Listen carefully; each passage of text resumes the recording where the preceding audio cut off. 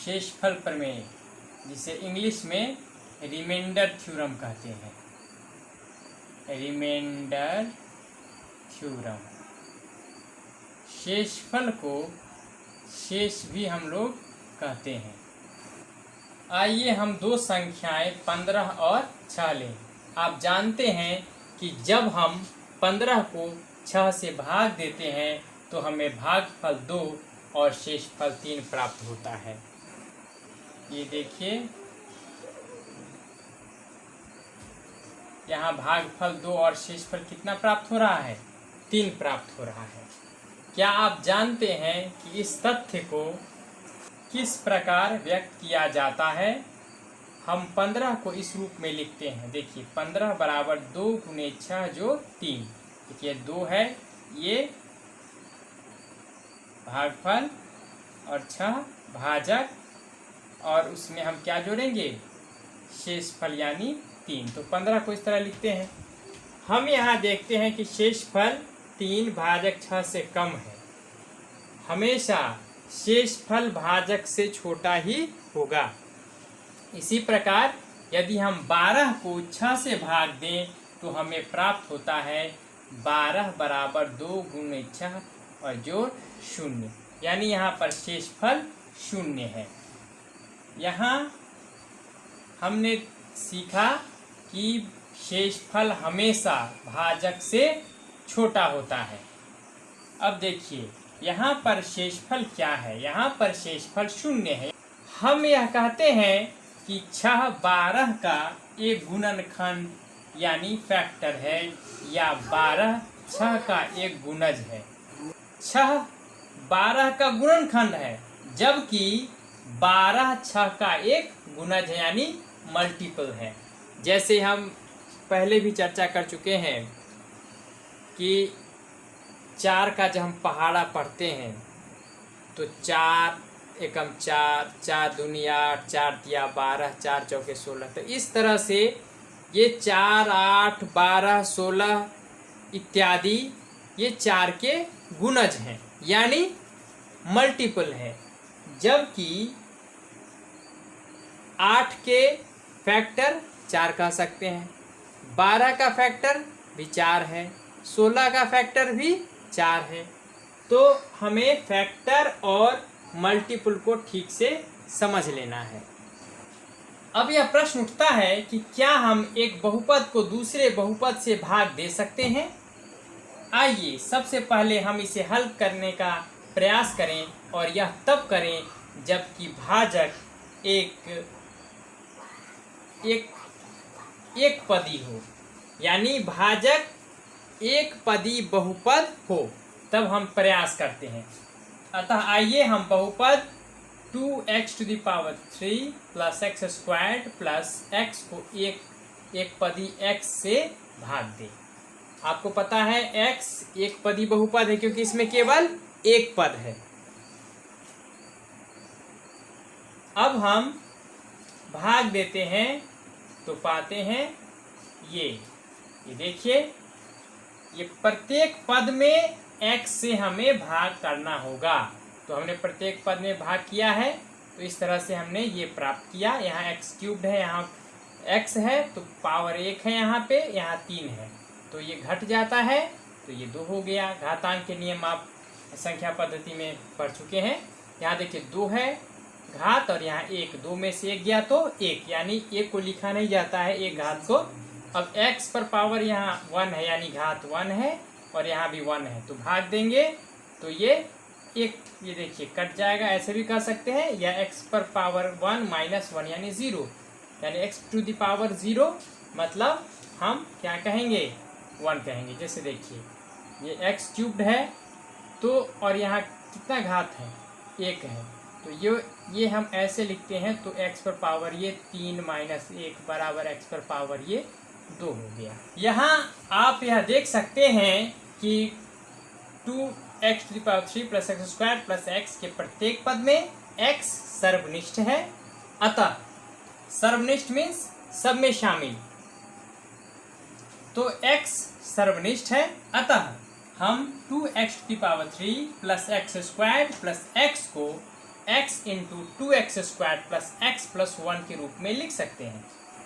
तब हम यह कहते हैं कि x और 2x² प्लस x प्लस 1 बहुपद 2x³ plus x² plus x के गुणनखंड हैं और ये x का एक गुणज है और 2x² प्लस x प्लस 1 का भी एक गुणज है। यह जो बहुपद है इसके दो गुणनखंड हो गए, एक तो ये x खुद हो गया और दूसरा ये इसके साथ जो गुना में है यानी एक भाजक और दूसरा भागफल। ये दोनों को ही हम कहेंगे कि इस बहुपद का ये गुणनखंड है यानी फैक्टर है। तो हम ये देखिए यहाँ लिखा हुआ भी है x और 2x² प्लस x प्लस 1 बहुपद 2x³ plus x² plus x के गुणनखंड हैं। तो हमें ध्यान रखना होगा कि शेष फल शून्य हो तब यह स्थिति बनेगी। इस तरह हम देखते हैं कि शेषफल शून्य होने की स्थिति में जो बहुपद भाज्य का काम करता है वह गुणज कहलाएगा, जबकि भाजक और भागफल गुणनखंड कहलाएंगे। गुणनखंड यानी फैक्टर, गुणज यानी मल्टीपल। बहुपदों 3x² प्लस x प्लस 1 और x का एक अन्य युग्म लीजिए। यहाँ 3x² प्लस x प्लस 1 में जब हम x से भाग देते हैं तो क्या प्राप्त करते हैं, देखिए ये प्रत्येक पद में हमें भाग देना है। देखिए हमने इस तरह से देखा। हम देखते हैं कि एक को x से भाग देने पर हमें एक बहुपद प्राप्त नहीं हो सकता, अतः इस स्थिति में हम रुक जाते हैं और देखते हैं कि शेषफल 1 है। अब जैसे देखिए एक में अगर x से भाग देते हैं तो हमें ये बहुपद नहीं मिलेगा, क्योंकि बहुपद होने के लिए आपको पता है कि चर राशि पर घात कोई पूर्ण संख्या होनी चाहिए। तो जब हम इसको इस तरह से लिखेंगे तो ये -1 होगा और यह बहुपद नहीं है, ये बहुपद नहीं है। तो यही यहाँ पे बात कही गई है कि एक को x से भाग देने पर हमें एक बहुपद प्राप्त नहीं हो सकता, अतः इस स्थिति में हम रुक जाते हैं और देखते हैं कि शेषफल 1 है। अतः अब हम देखिए शेषफल यहाँ क्या हो गया, 1 हो गया। देखिए हमने इसको इस तरह से लिखा तो शेषफल 1 प्राप्त हुआ। यहाँ भागफल 3x प्लस 1 है और शेषफल 1 है। भाज्य तो आप देख ही रहे हैं, ये भाज्य का काम कर रहा है ना, और x से भाग दे रहे हैं तो x भाजक का काम कर रहा है का, और ये भागफल का, एक शेषफल का। यहाँ भागफल 3x प्लस 1 है, शेषफल 1 है। क्या आप यह सोच सकते हैं कि x बहुपद 3x² प्लस x प्लस 1 का एक गुणनखंड है, क्योंकि शेषफल शून्य नहीं है इसलिए यह गुणनखंड नहीं है। मैंने आपको पहले ही कहा है कि शेषफल शून्य अगर नहीं है तो हम भाजक और भागफल को गुणनखंड नहीं कह सकते हैं।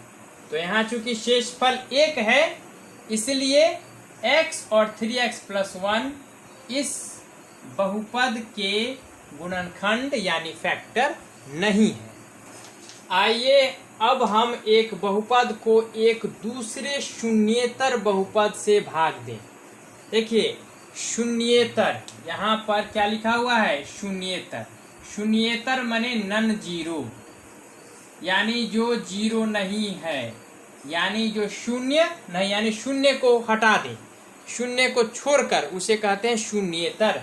तो आपको पता है कि शून्य से भाग देना परिभाषित नहीं है, किसी भी संख्या में आप शून्य से भाग नहीं दे सकते हैं, उसका कोई मतलब नहीं निकलेगा, वह अर्थहीन होगा। तो इस स्थिति में हम देखते हैं कि एक बहुपद को दूसरे शून्येतर बहुपद से भाग दें।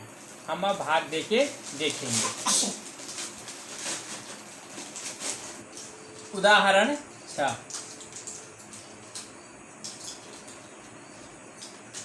p ऑफ x को g ऑफ x से भाग दीजिए, जहाँ पी ऑफ एक्स बराबर एक्स प्लस 3x² माइनस 1 और G of X is equal to 1 plus X है। तो हम पी ऑफ एक्स में किससे भाग देंगे? जी ऑफ एक्स से। तो पी ऑफ एक्स भाज्य का काम करेगा, जबकि जी ऑफ एक्स भाजक का काम करेगा। तो अब हम भाग देने के प्रक्रम को निम्नलिखित चरणों में करते हैं। चरण 1 में क्या करते हैं? भाज्य x प्लस 3x² माइनस 1 और भाजक 1 प्लस एक्स को मानक रूप में लिखते हैं, अर्थात पदों को उनकी घातों के अवरोही क्रम में लिखते हैं।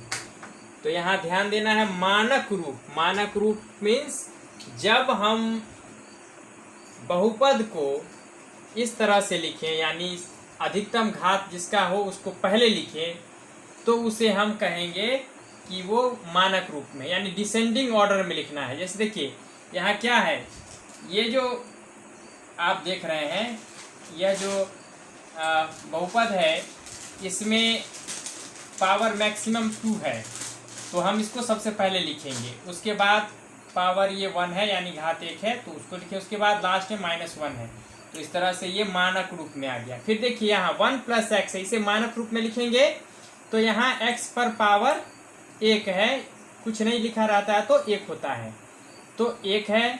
और यहाँ 1 है, 1 का मतलब x पर पावर 0, तो यहाँ पर ये डिसेंडिंग ऑर्डर हो गया। डिसेंडिंग ऑर्डर मीन्स पहले जो बड़ी संख्या है उसे हम लिख दें और उसके बाद छोटी, फिर उससे छोटी, उसे कहते हैं डिसेंडिंग ऑर्डर, है ना।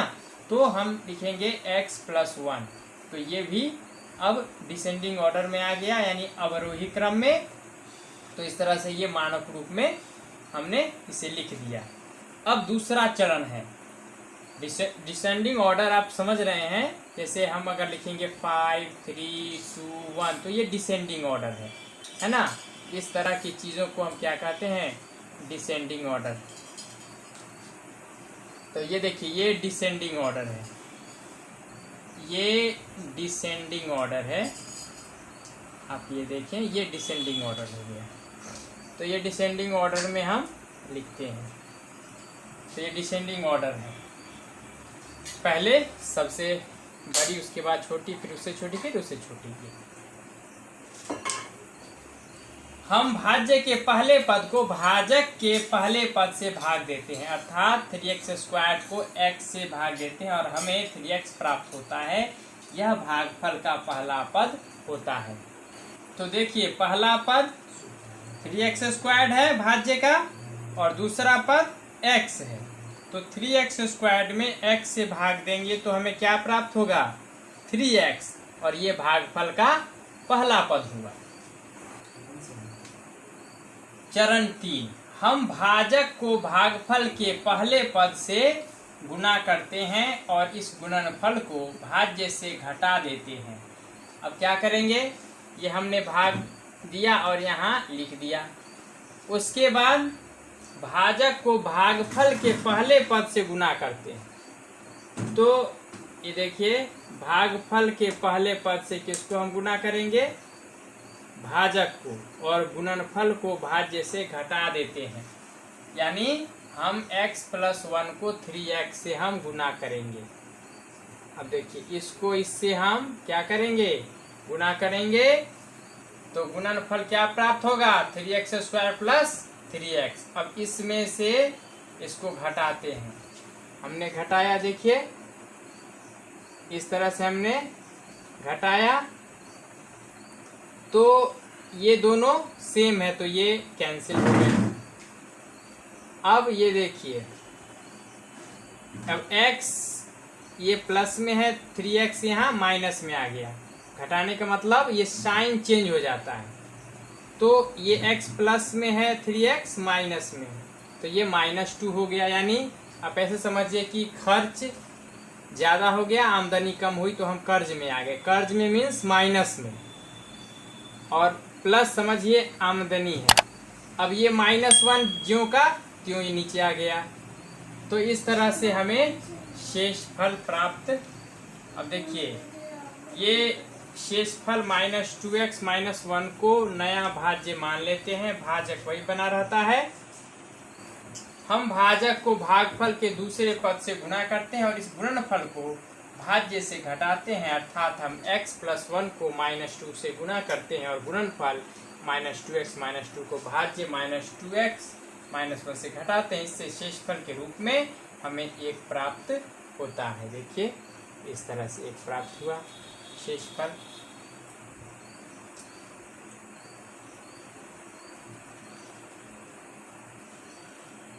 यह प्रक्रम हम तब तक करते रहते हैं जब तक कि नए भाज्य की घात भाजक की घात से कम नहीं हो जाती। इस चरण पर भाज्य शेषफल हो जाता है और भागफलों के योगफल से हमें पूर्ण भागफल प्राप्त हो जाता है। अब इस यहाँ देखिए ध्यान देना है कि भाज्य की घात भाजक की घात से कम नहीं हो जाती है, तब तक हम याद रखना है भाज्य की घात भाजक की घात से कम नहीं हो जाती है, तब तक यह काम हमें करना है। तो अब देखिए इस तरह पूरा भागफल 3x - 2 है और शेषफल 1 है। आइए हम देखें कि पूरे प्रक्रम में हमने क्या क्या किया है। अब देखिए पूरे प्रक्रम में हमने क्या क्या किया है ये देख लीजिए। यहाँ देखिए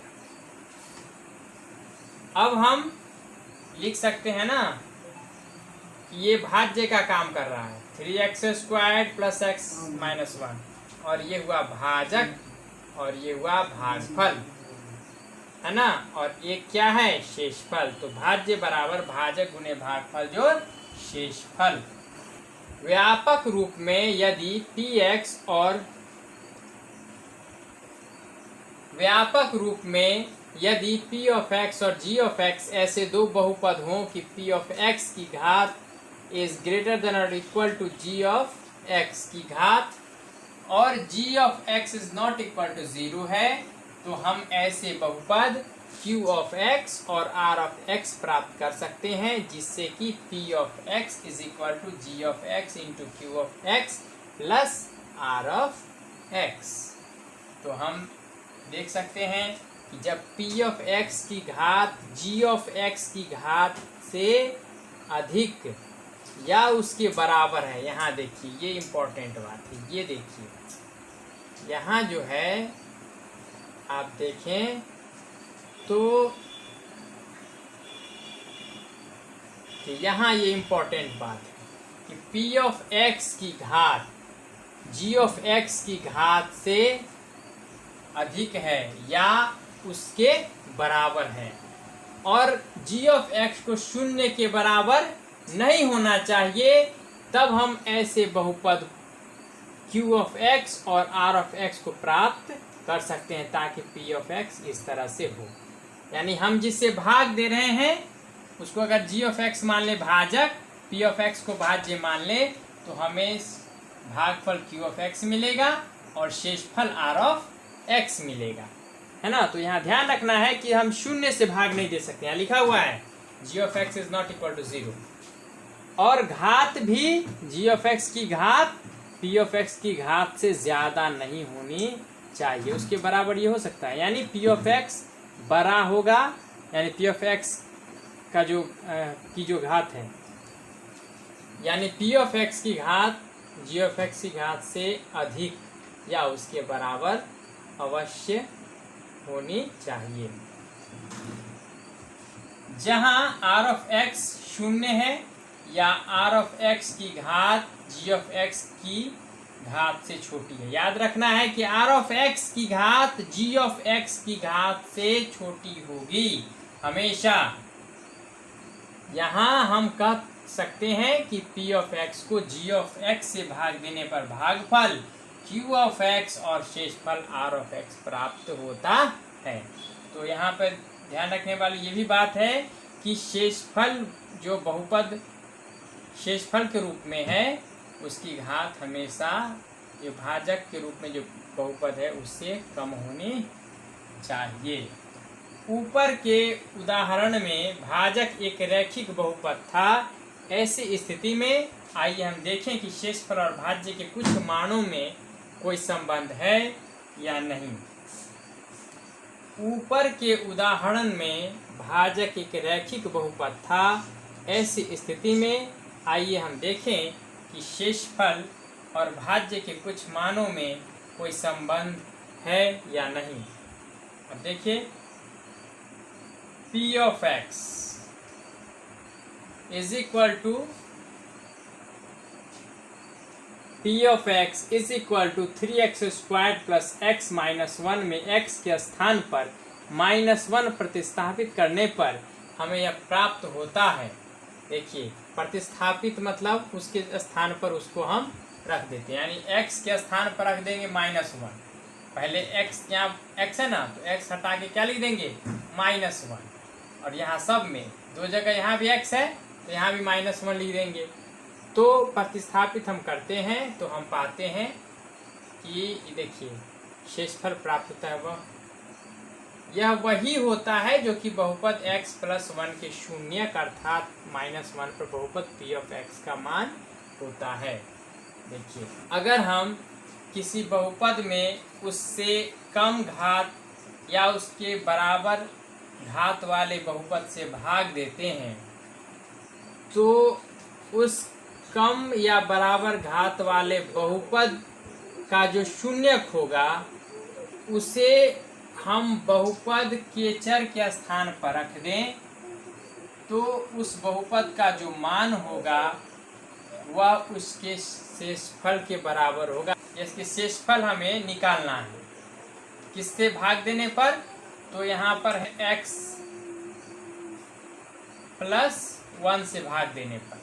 x प्लस 1 से हम इसमें भाग देंगे तो शेषफल क्या होगा, तो इसका शून्य क्या होगा, x प्लस 1 का शून्यक हो जाएगा -1। आपने इससे पहले पढ़ा है कि शून्यक में, बहुपद के शून्यक वाले टॉपिक में, कि x प्लस 1 का शून्यक होगा -1। अब -1 हम जैसे ही x के स्थान पर रखेंगे तो p ऑफ -1 ही शेषफल के बराबर होगा जब हम x प्लस 1 से भाग देंगे। तो कुछ उदाहरण हम देखते हैं। यहाँ देखिए, भाग देना है x माइनस 1 से, तो लंबी भाग विधि से जब भाग देते हैं तो हमें क्या प्राप्त होता है, यहाँ शेषफल -5 है।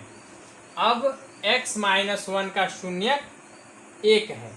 आपको पता है x माइनस 1 का शून्य कैसे निकलेगा, x माइनस 1 को बराबर 0 कर दीजिए।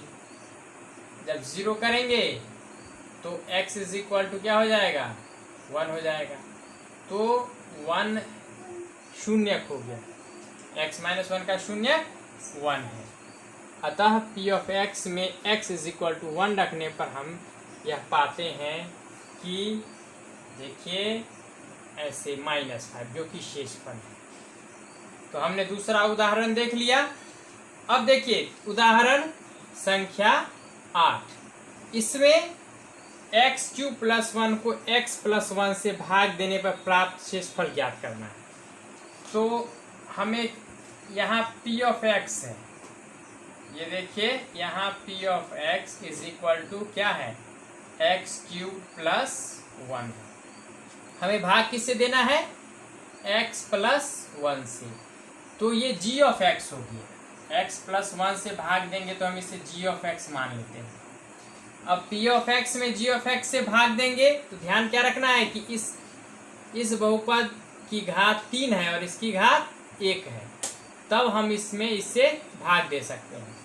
तो जब भाग देंगे तो हमें शेषफल प्राप्त करना है ना भाग देने पर, तो इसके लिए क्या करना पड़ेगा, g ऑफ x का शून्यक निकालना पड़ेगा। अब शून्य क्या होगा g ऑफ x का, इसको इक्वल टू 0 करेंगे। तो 0 करेंगे तो x का वैल्यू क्या आएगा, x का मान आएगा -1। तो -1 को हम यहाँ पर रख देंगे, यानी p ऑफ x में यहाँ पर। तो जब -1 रखेंगे तो क्या होगा, अब ये देखिए इसको अगर -1 हम रखते हैं तो हमें प्राप्त होगा -1⁻³ और +1। तो ये -1 वह हम अगर 3 बार आपस में गुना करेंगे तो हमें -1 ही प्राप्त होगा, इसलिए ये -1 और ये 1 कैंसिल हो गया, 0 हो गया। तो इस तरह से शेषफल हमें क्या मिलेगा, 0 मिलेगा। तो अब देखिए लंबे भाग से अगर हम करते हैं लंबी भाग विधि से, तो हमें यहाँ पर शेषफल 0 प्राप्त हो रहा है। और हम इस तरह से भी निकाल के देख चुके हैं कि हमें शेषफल 0 प्राप्त हो रहा है। तो हमें शेषफल 0 प्राप्त होता है। यहाँ p ऑफ x ये है, देखिए जैसे कि मैंने आपको पहले ही बता दिया है, ये मूल है, मूल इसका हल ये बता रहा है, ये समीकरण का मूल होता है, आपको पता है, और बहुपद का शून्यक होता है। तो ये समीकरण बन गया, इसलिए इसका मूल हो गया x = -1, हमने ये लिख दिया है, जो वास्तविक रूप से भाग देने पर प्राप्त शेषफल के बराबर है। क्या यह एक बहुपद को एक रैखिक बहुपद से भाग देने पर प्राप्त शेषफल ज्ञात करने की एक सरल विधि नहीं है?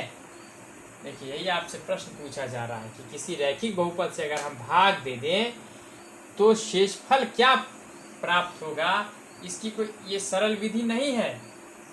तो हम इसको चेक करते हैं, टेस्ट करते हैं। अब हम इस तथ्य को निम्नलिखित प्रमेय के रूप में प्रस्तुत करेंगे।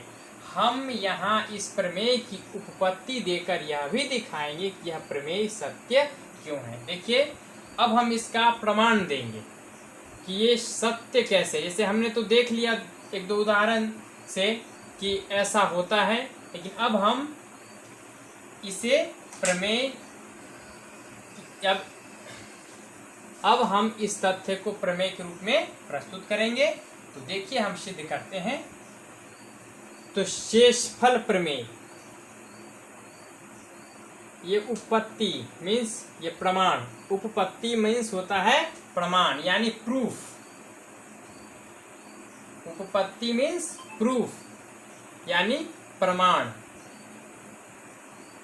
सबूत। आप कहते हैं ना किसी चीज का सबूत क्या है, उसे हम कहते हैं प्रूफ क्या है, प्रमाण क्या है, उपपत्ति क्या है। चलिए शेषफल प्रमेय सिद्ध करते हैं। यहाँ देखिए शेषफल प्रमेय क्या है। मान लीजिए p ऑफ x 1 से अधिक या 1 के बराबर घात वाला एक बहुपद है। 1 से अधिक या 1 के बराबर घात वाला बहुपद लेना है p ऑफ x को, जिसे हम भाज्य ले रहे थे। और मान लीजिए a कोई वास्तविक संख्या है। ये कौन सी संख्या है? वास्तविक संख्या है। यदि p ऑफ रियल नंबर जिसे बोलते हैं, यदि p ऑफ x को रैखिक बहुपद x माइनस a से भाग दिया जाए तो शेषफल p ऑफ a होता है ना। किससे भाग देना है p ऑफ x में? रैखिक बहुपद से। ध्यान रखना है, रैखिक बहुपद। रैखिक बहुपद किसे कहेंगे? वह बहुपद जिसका घात 1 हो। यहाँ देखिए x माइनस a है तो इसका घात क्या है? 1 है। जो मैक्सिमम पावर होता है उसी को हम घात कहते हैं। तो रैखिक बहुपद यानी एक घातीय बहुपद, एक घातीय बहुपद को रैखिक बहुपद कहा जाता है। तो हमें भाग देना है रैखिक बहुपद से, और यहाँ पर x माइनस a रहेगा। किस रूप में रहेगा? ये x माइनस a रहेगा। तो शेषफल क्या प्राप्त होगा? p of a। अगर आपको मेरा ये वीडियो अच्छा लगा है तो इसे लाइक करें और अपने दोस्तों और रिश्तेदारों को शेयर करें। मेरे चैनल पे नए हैं तो इसे सब्सक्राइब करें, लाल बटन है उसे दबाएं। यदि आप मेरे लेटेस्ट वीडियो को सबसे पहले देखना चाहते हैं तो बेल आइकन को जरूर दबाएं, यानी घंटी के निशान को दबाना